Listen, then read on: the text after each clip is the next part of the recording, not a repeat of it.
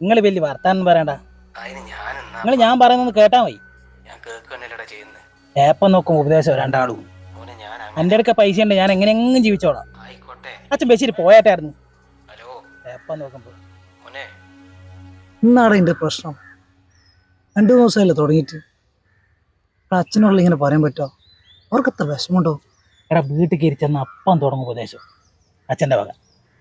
എടാ അനാവശ്യമായി പൈസ ചെലവാക്കറ്, ഉത്തരവാദിത്തം വേണോ, ഭക്ഷണം അങ്ങനെ കഴിക്കറ് ഇങ്ങനെ കഴിക്കറ്. എന്തെന്നാ ചെറിയ പിള്ളേരോട് പറയുന്ന പോലെ. എടാ എൻ്റെ കല്യാണം കഴിഞ്ഞിട്ട് 1 മാസമല്ലേ ആയിട്ടുള്ളൂ. എൻ്റെ ഓളെ മുമ്പിൽ വെച്ചിട്ട് ഇതെല്ലാം പറയുന്നു. ഓള് വിചാരിക്കൂല ഇവനൊരു പുല്ല് പറഞ്ഞുകൂടാന്ന്. അല്ലെങ്കിൽ എനിക്ക് എന്തെന്നാട് അറിയോ? എനിക്ക് വേണ്ടി ഒരുപാട് ഉണ്ടാക്കി തന്നില്ല എൻ്റെ അച്ഛൻ. എനിക്കിപ്പം പുച്ഛമെല്ലാം തോന്നും. നാളെയില്ലേ എനിക്കൊരു കുട്ടി ഉണ്ടാവും. അതിന് നല്ലതും പടക്കും പഠിപ്പിക്കേണ്ടത് നീയാ. ആ നല്ലത് പറഞ്ഞു കൊടുക്കുമ്പോൾ എൻ്റെ മോൻ എന്നോട് ഇങ്ങനെ പെരുമാറിയാൽ എനിക്ക് സഹിക്കുക. എൻ്റെ ഭാര്യക്ക് സഹിക്കാൻ പറ്റുക?